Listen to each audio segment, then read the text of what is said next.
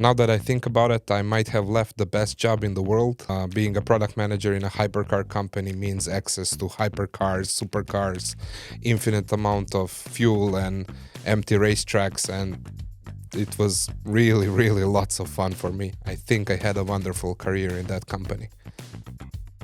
I come from a small town in continental Croatia, normal middle-class family.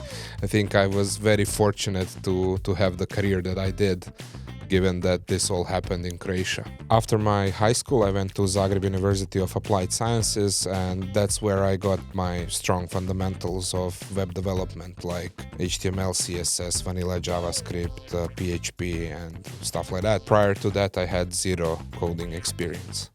Additionally to these coding languages, I learned lots about branding and marketing and how to position. Overall, my college experience was very, very useful to me. Between my second and third year is when I took my first freelance project, and this is really where I figured out that the skills that I had in terms of coding had value that someone else is willing to pay for. I discovered value in my work, and ever since then I was freelancing and trying to monetize this skill that I had. By the time I finished college, because I had experience of 1 year of freelancing, finding a job was super easy. So on my last day of college was the first day of my 9-to-5 job. My first 9-to-5 job was in a web development marketing agency where I was web developer. I liked the people, but I was never satisfied with the job.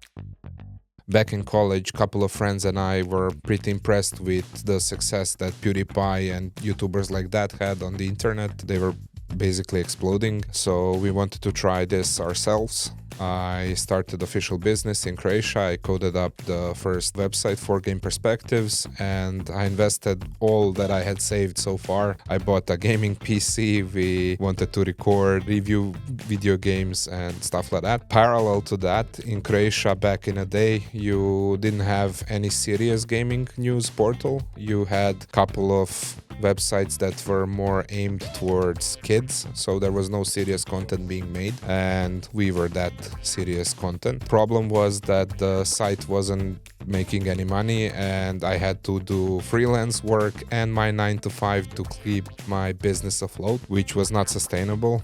But I was fortunate enough that we did gain some traction. So after 6 months of this, I decided to find a buyer for the business. And back then, there was this local media giant ICT business who wanted to move also into gaming. So we struck a deal, and I considered that to be my first exit. I sold the website, I sold the equipment and the whole business. And as any young person would do back then, you spend money on stupid things. So I bought the car and a couple other nice things. But yeah, now in retrospect, I think I would have invested this money differently. After I sold this business, I quit the first job and pretty quickly started to work as a web developer in a second agency. This is where I really learned the internet marketing, how analytics works, how internet campaigns should be done, and I think this agency was at the cutting edge of all of this back in the day in Croatia. A couple of guys from that company, one sales guy, one operations guy, and myself decided to start my second business. This second business was not a success as the first one. It was called STEM Digital. It was, again, agency work, service-based business, where we wanted to do it ourselves, like the way we thought it should be done. We brought all of our freelance clients to start the business and invested some money, each of us. After 6 months of that, we burned through our client list, and we burned through the money that we brought. We were hoping to find a whale client, someone that can carry us for some time. This didn't happen. So we decided to part ways and look for a different job. There was this fancy up-and-coming startup called Rimac Automobili in Croatia. I think they closed just their first investment, $1 million, and started to grow. So I was part of the first growth batch when they went from like 10 people to 100 people. So I joined them. pretty early on. I was part of Rimac's Automobili all the way through the deal with Bugatti when they changed to Bugatti Rimac. So as I joined very early on, I saw the growth from under 100 people to thousands of employees, and from basically the first investment of 1 million to hundreds of millions invested in the whole group. First, when I joined Rimac, I was a web developer. I was front-end web developer. I was responsible for online telemetry systems, what we call M2M. It's basically B2B SaaS tool for remote diagnostics of the car. As this was very much a startup vibe, we all had to do multiple roles. I wasn't just responsible for coding the tool, I also was responsible for figuring out what the tool should be. So this is my first venture into something that was later called product management. I talked to our internal clients, to external clients, to figure out what we need, what they need. Because I finished design, I am very much visual person. So I was doing some sketches and wireframes first of what the tool should be, to try to visualize these features, to explain it to the management, and then to, in the end, code it, the first version of it. With time, we all figured out I was better at product management than maybe I was at coding. As the complexity of these apps went up, the more value I was bringing in product management. So I changed my role from web developer to a product manager in charge of the same tool. And then later on, I was pulled to Rimac's Nevera project, where I did at first infotainment, and then I was a feature owner of the whole vehicle. And basically this kept on until I left the company. My latest project that I had a similar role was Bugatti Tourbillon, which is Bugatti Chiron successor. Something I started noticing pretty early on, especially as the company started to grow, is that if I'm not jumping around between departments in my role of product manager, things started to drift a little bit. So you can figure out, someone is out of sync, they're doing their job, but not with the latest input. This is basically when I figured that we needed to have a centralized source of truth, and that you cannot have parts of your specifications and requirements in email, in Microsoft Teams, in PowerPoints, or in Word documents. We had to find a solution to keep all of the spec in one place. So roughly at that time, I was part of the team that brought in a proper requirements management tool to the organization. I found consultants that were implementing this tool, and also this is when I figured out that the tool is not a silver bullet. You still have to do your spec. So the fact that you have official tool for writing specifications and maintaining requirements is not going to solve all your problems. You need underlying processes, and you need to obey those processes if you want to extract the most value from it. This is the first time when I felt a personal problem with the job, where I had a lot of things that I loved, where, dealing with hypercars, going out there talking to customers, but then I had to sit down for sometimes weeks and do the dull, repetitive work of just punching in all of these requirements into the tool that I did not particularly like in terms of UX and UI.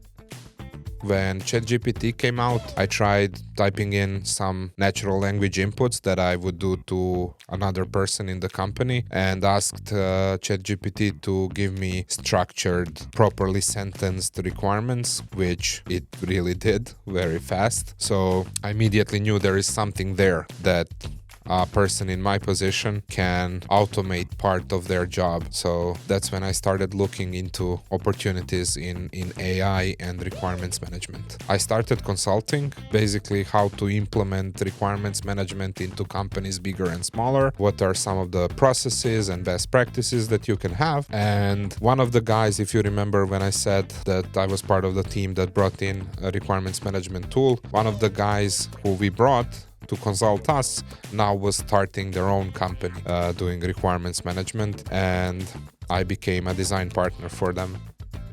I think it was March 2024 when I went to San Francisco to give a speech about AI and requirements management. It was a perfect storm, I want to say. This startup that brought me there also allowed me to go to investors with them. So it was, startup founders, investors, me giving a talk in San Francisco. YouTube algorithm started serving me Y Combinator videos, and I really thought that, I can do it.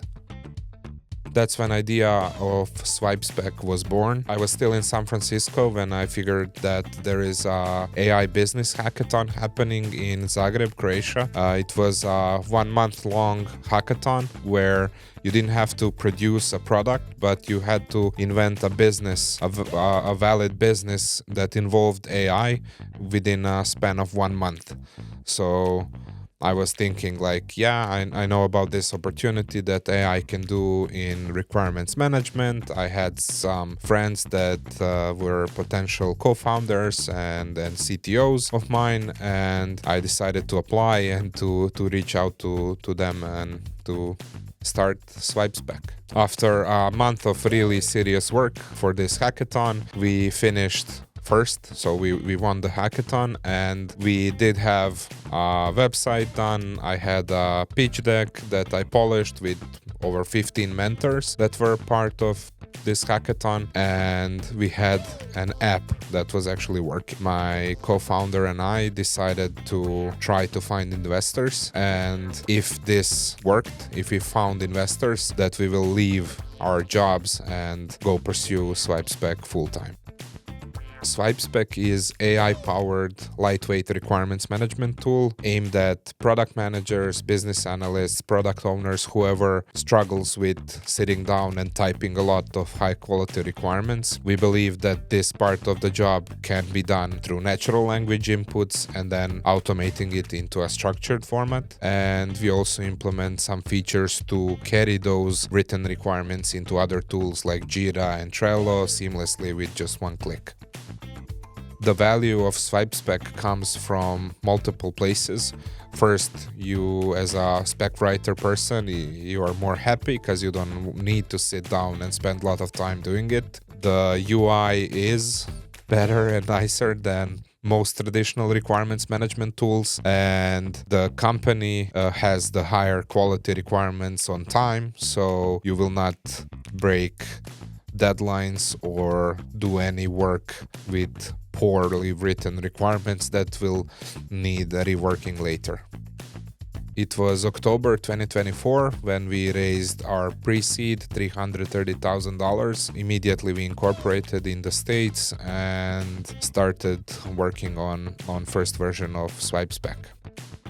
If I had any advice to give to other founders is set strict deadlines and adhere to them and trust that you can do it. So if you doubt yourself that you can do it, then others can see this doubt and others start doubting you as well. So you need to be the strongest believer in your own ideas and convictions if you want to achieve anything. Come to our website, swipespec.com, sign up for a waiting list. We are looking forward to your submission. We are looking for design partners, investors, someone to provide us with early feedback. And let's build this awesome tool together.